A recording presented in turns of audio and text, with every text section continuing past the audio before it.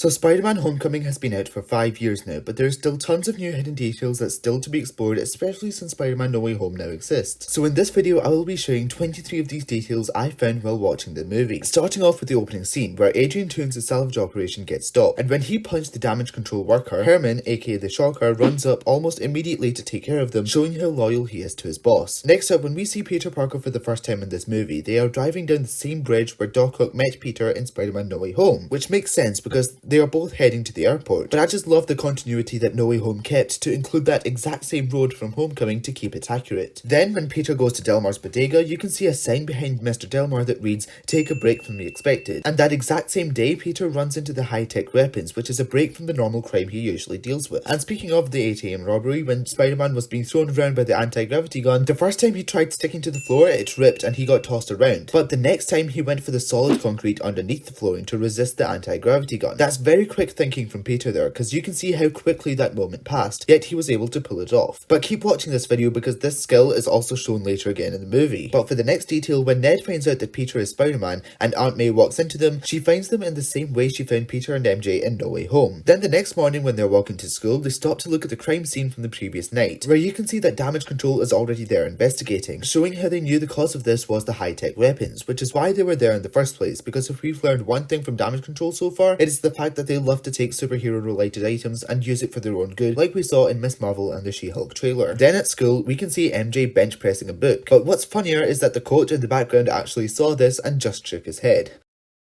Then later in the day when we see Shocker, we see he has these yellow sleeves, which resembles his comic accurate costume. And also when Mason tells Vulture where the anti-gravity gun is, he actually points at nothing. Next up, when Peter and Ned are tracking bad guys, you can see that Ned is also rebuilding the Death Star while doing so, which is also how they ended up finishing it later in the movie. Then on the bus to Washington, behind Peter you can see MJ is still reading a book. Then at the hotel when they are going to the pool, behind Liz you can briefly see MJ's head poking out from behind the wall, looking to see if Peter is coming, showing how she was secretly in love with him as revealed at the end of Far From Home. I don't really have much luck when it comes to getting close to people, so I lied. I wasn't just watching you because I thought you were Spider-Man. Showing their development as friends, which is something I don't have, so if you do want to be my friend, please consider liking the video. Now when Peter unlocks Karen and is talking to her, he keeps making gestures as if he's talking to another person in front of him to show everything that he's saying, from pointing at his web shooters to nodding and shaking his head. I love they added some of this, because one small thing I love about Spider-Man is the fact that he makes these gestures, which the Amazing Spider-Man 2 did really well, and that slight representation of that in this movie makes it so much more better. Sadly, they didn't continue with this though, but you can definitely tell his enthusiasm while doing this in the movie. Now behind Spider-Man at the gas station, we see a spider web which vaguely resembles the shape of a Spider-Man logo. Then next up, we see the glowy thingy on Ned's bed at the hotel, and when he picks it up, we see that it has already burned that area of the bed, which shows how it's slowly becoming more radioactive ever since it's been pulled off the gun, and the x-ray later only made the process much faster. And speaking of the Washington Monument, when the group is celebrating, we hear Flash say that they didn't need Peter. Told you we didn't need Peter. Then Ned responds pointing out that Flash didn't answer a single question. Flash, you didn't answer a single question. This is very different to what we have seen of him before, as he is always the first to answer out a question even if he is wrong. See, Flash, being the fastest isn't always the best if you are wrong. But now we know that when it comes to him being in front of others, he's too scared to answer out, showing how he likes to show off in front of his friends. Then after the Jatari core detonates and Peter arrives at the scene, MJ says, Oh no, my friends are up there! What?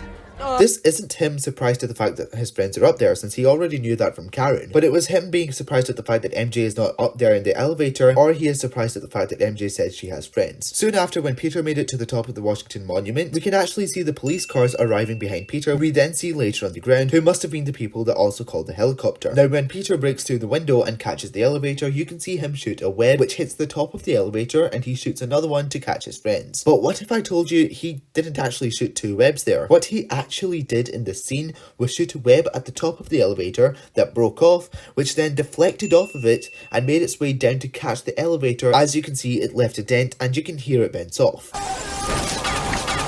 just realizing what he actually did here just made me rethink the whole scene and character, because wow, that is an amazing catch. And really quick thinking from Peter. This detail combined with the previous detail of him in a bank really shows you the capabilities that Peter actually has without making it too obvious. Fast forward to the ferry scene when Tony interrupts Peter's mission and he says end call, which is then what proved to Tony that he hacked his suit, since the training wheel protocol was originally enabled, blocking his access to the voice assistant. And also, this is Peter's first ever mistake during his time as Spider-Man. He revved up the weapon, which caused it to explode and cut the ship in half. But have you noticed where exactly this scene takes place? Fast forward to No Way Home, he chooses the Statue of Liberty not only because it's isolated, but mainly because it's the place that represents second chances, which then second chances were given out to all the villains as they got cured. Andrew got to make up for his mistakes and Toby stopped his mistake from happening again, but Tom also got his second chance as he decided to fix his last mistake that we have seen so far, which was screwing up the spell. He decided to do it at the same place he made his first ever mistake. I love Tom's character arc in this trilogy. Everything is brought together by No Way Home, which wouldn't be possible without everything he's learned in Homecoming. Back to the breakdown though, because now in the final battle, we see Vulture going after the cargo, but the one crate that he goes after the most is the arc reactors. Since arc reactors is a power source, just like the Chitauri cores, which is needed to empower all the tech that they make, which is why this is the most valuable crate to him that he keeps going after throughout the entire fight. Then one of the final scenes is Peter in a room with Iron Man, which refers back to when Flash mocked him saying, You've never even been in the same room as Tony Stark. which he has been in a room with before in Civil War, but in this movie he hasn't. This is a subtle indication that Peter has achieved what he wanted by the end of this movie, but despite all of that, he decided to give it up just to be with his friends. So that is everything that I have found in Spider-Man Homecoming so far, but if you have noticed, I have left quite a few details out, such as the markings on the wall, Iron Man denting the boat, and the indication of Peter's spider strength, but that is because I have tried to keep this video as original as possible, so I tried my best to avoid details from other creators such as the Canadian lad. But if you have found the details I shared interesting, then consider subscribing for more breakdowns just like this one. And I will see you in this video here, which is my breakdown of Spider-Man No Way Home.